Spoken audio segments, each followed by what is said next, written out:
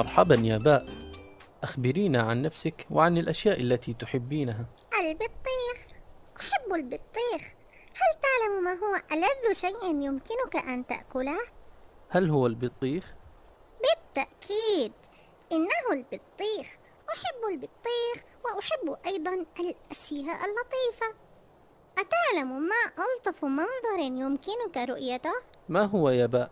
رؤية ثمرة البطيخ الصغيرة وهي تنمو يوما بعد يوم لتعطينا بطيخة حمراء لذيذة. يا إلهي، لم أعد أحتمل. المعذرة، انتظر قليلا، أريد أن آكل بطيخة.